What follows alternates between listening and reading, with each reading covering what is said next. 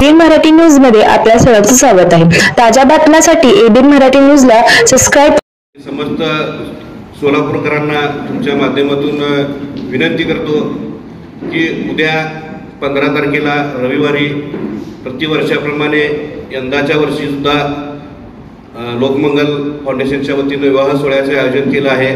या विवाह सोहळ्याला 37 जोडप्यांचे आपण या ठिकाणी विवाह संपन्न होणार आहेत।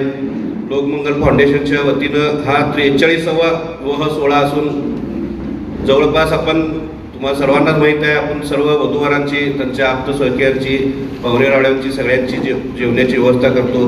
किमान 25 ते 30 हजार वराडी मंडळींची या ठिकाणी जेवणाची व्यवस्था करण्यात आलेली आहे।